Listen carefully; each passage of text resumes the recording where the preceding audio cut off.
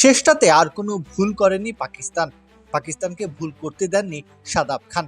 আরও একবার দলের বিপদের ঢাল হয়ে দাঁড়ালেন। তাতেই 4 উইকেটে অস্ট্রেলিয়াকে পরাজিত করে সিরিজ জিতে নিল পাকিস্তান।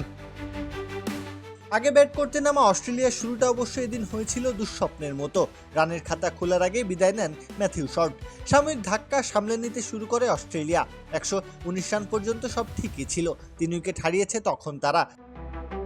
এরপরই শাহিন শাহ আফ্রিদির ছোবল 27তম ওভারে এসে তুলে নেন জশ ইংলিশ এবং ক্যামেরন গ্রিনকে। কুল অ্যান্টিপারস্পিরেন্ট ডিওডোরেন্ট স্টিক, যা আপনাকে দেবে 24 ঘন্টা পর্যন্ত ঘাম থেকে সুরক্ষা। এরপর আর উঠে দাঁড়াতে পারেনি অজি শিবির। একে একে আত্মাহুতি দিতে বাধ্য হয় ব্যাটাররা। অস্ট্রেলিয়া গুটিয়ে যায় মাত্র 157 রানে।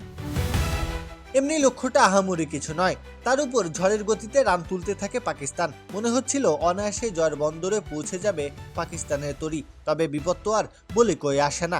অস্ট্রেলিয়া মরণ কামড় দিয়ে বসে। একে একে উইকেট হারাতে থাকে তারা। বাবর আজম অবশ্য একটা সময় পর্যন্ত আঁকড়ে ছিলেন ক্রিজকে। 84 বলে তার ব্যাট থেকে আসে 40 রানের ইনিংস। তবে 112 রানে 6 উইকেট হারিয়ে ফেলার পর আবারও শঙ্কার কালো মেঘ জেঁকে বসে পাকিস্তানের আকাশে। সেই অবস্থায় আবারও ত্রাতা হয়ে আসেন শাদাব খান। বল হাতে 2 উইকেট শিকারের পর ব্যাট হাতে 29 রানের ইনিংস খেলে নির্ভর করে দেন পাকিস্তানকে। 4 উইকেট হাতে রেখেই নির্ধারিত লক্ষ্য ছুঁয়ে ফেলে শাহিনের দল। 2-1 ব্যবধানে অস্ট্রেলিয়ার কাছ থেকে ছিনিয়ে নেয় সিরিজ। প্রত্যহ কাব্য, খেলা 71।